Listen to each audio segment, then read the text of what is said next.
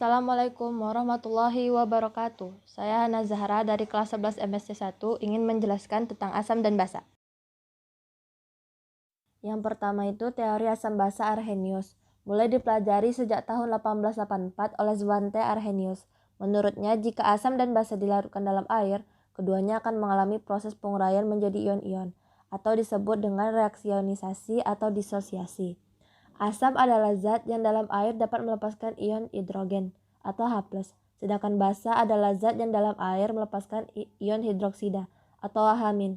Sebenarnya di dalam larutan ion H+ terikat ke suatu molekul air atau H2O dan terbentuk sebagai ion oksonium atau H3O+. Kuat lemahnya larutan asam atau basa ditentukan oleh tingkat ionisasi atau derajat disosiasi, yakni banyak sedikit ion H+ atau OH-, dinyatakan dengan derajat ionisasi atau alfa, yang dirumuskan alfa sama dengan jumlah mol zat yang terionisasi per jumlah mol zat mula-mula. Konsentrasi H+ adalah konsentrasi asam dikalikan banyak ion H+ yang dilepas.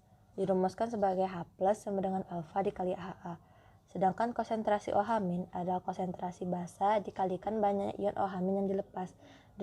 Dirumuskan sebagai OH- sama dengan alfa dikali BOH.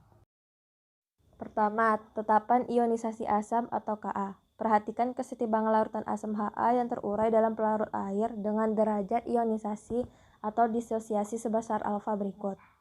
Ka sama dengan H+ kali amin per Ha. Jika konsentrasi awal dinyatakan dengan Ha menjadi Ka sama dengan alfa dikali Ha dikali alfa dikali Ha per Ha.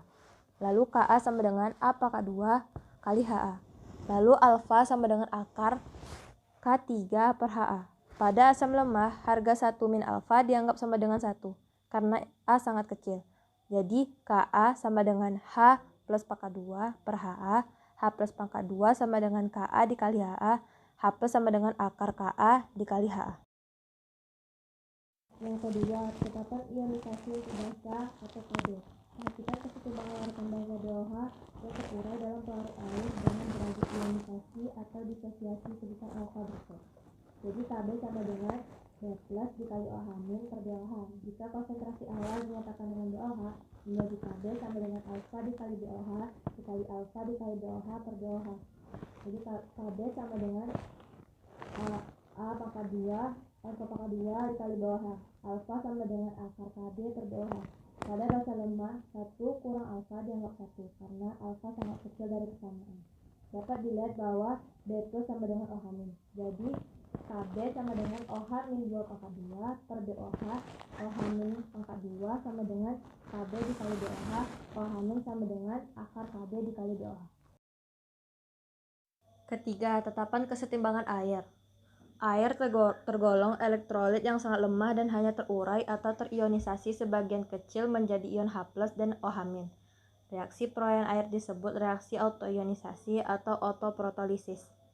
Tetapan kesetimbangan reaksinya atau Kw dapat dinyatakan sebagai berikut. Kc sama dengan H+ dikali OH- per H2O. Kc dikali H2O sama dengan H+ dikali OH-. Kw sama dengan H+ dikali OH-. Jika dalam air murni ditambahkan zat terlarut berupa asam atau basa, nilai H+ dalam reaksi ionisasi air akan berubah. Penambahan asam akan meningkatkan H+ sehingga larutan bersifat asam. Penambahan basa akan meningkatkan OH- sehingga larutan bersifat basa. Jadi, H+ menentukan apakah suatu larutan bersifat asam, basa, ataupun netral. Jika H+ besar dari 10 pangkat min 7, larutan bersifat asam. Jika H+ kurang dari 10 pangkat min 7, larutan bersifat basa. Jika H+ sama dengan 10 pangkat min 7, larutan bersifat netral. Konsep pH dan pOH. Dalam larutan, konsentrasi ion H+ sangat kecil, sehingga penulisan H+ menjadi tidak praktis. Pada tahun 1909, ahli kimia bernama S.P.L. Sorenson mengusulkan suatu konsep pH untuk mengatasi hal tersebut. Nilai pH dapat dirumuskan sebagai berikut. pH sama dengan min log H+. Besarnya pH terkait dengan besarnya nilai konsentrasi ion H+, sehingga pH juga dapat dinyatakan derajat keasaman suatu larutan. pOH sama dengan min log OH-. Oleh karena Kw sama dengan H plus dikali OH min, dan pada suhu 25 derajat Celcius, Kw sama dengan 1 kali 10 pangkat min 14. Maka min log Kw sama dengan min log H plus kali OH min log Kw sama dengan min log H plus dikurang min log OH min log 1 kali 10 pangkat min 14 sama dengan pH tambah pOH. 14 sama dengan pH tambah pOH. pH sama dengan 14 kurang pOH. Peranan pH dalam kehidupan sehari-hari. Pertama, peran pH dalam sistem pencernaan makanan. Proses pencernaan makanan yang terjadi dalam tubuh makhluk hidup berlangsung dengan bantuan enzim yang bekerja pada kisaran pH tertentu. Misalnya, enzim tripsin mencerna makanan paling efektif pada pH sedikit basa, sedangkan enzim pepsin atau enzim protease mencerna protein paling efektif pada pH asam. Lambung mengandung asam klorida yang merupakan larutan asam kuat atau pH sama dengan 1-3.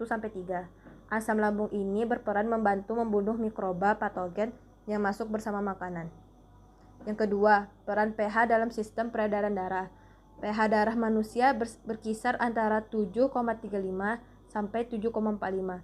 Jika pH darah di luar batasan tersebut, manusia akan mengalami gangguan. Jika pH darah di bawah normal, akan terjadi asidosis. Sebaliknya, jika pH darah di atas normal, manusia akan mengalami alkalosis. Lalu yang ketiga, peran pH dalam pertanian. Kesuburan suatu tanaman sangat dipengaruhi oleh pH tanah, karena pH tanah menentukan mudah atau tidaknya unsur hara dalam tanah diserap oleh akar tanaman. Semakin tinggi pH tanah, semakin sulit tanaman menyerap unsur-unsur hara di dalamnya.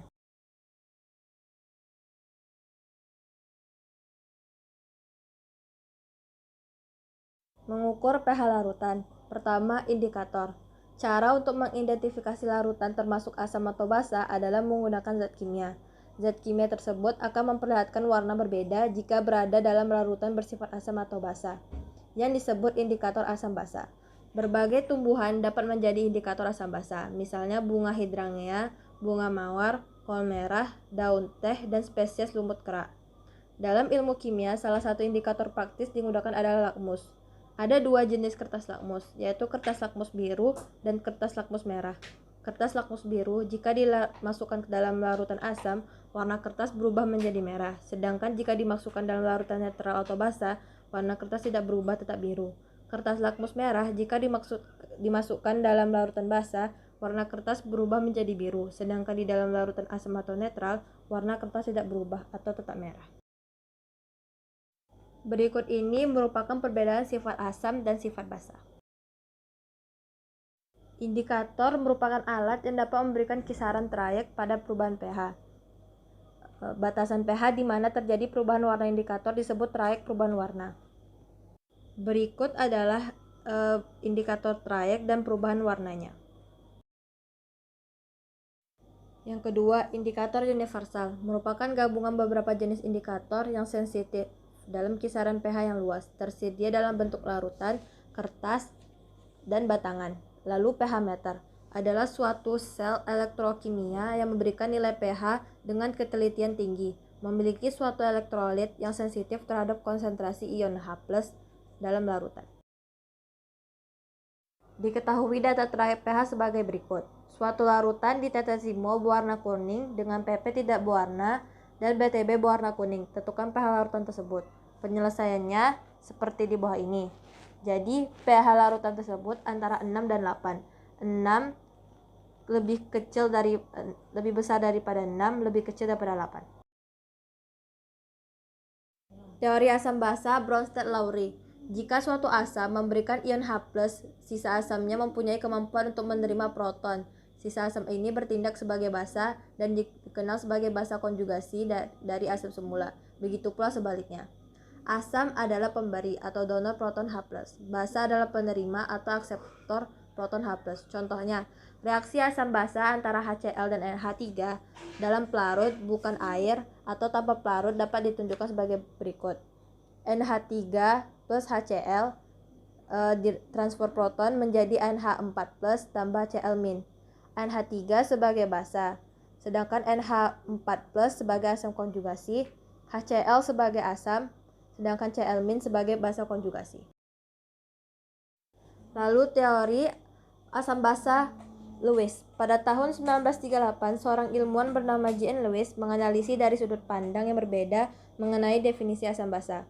Ia mengungkapkan bahwa asam adalah spesies yang menerima pasangan elektron atau akseptor elektron, sedangkan basa adalah spesies yang memberikan pasangan elektron atau donor elektron. Contohnya, ketika molekul Bf3 bereaksi pada NH3, molekul Bf3 dapat menerima pasangan elektron dari molekul NH3 untuk membentuk ikatan kovalen antara B dan H. Demikian penjelasan dari saya. Mohon maaf bila ada salah. Terima kasih. Wassalamualaikum warahmatullahi wabarakatuh.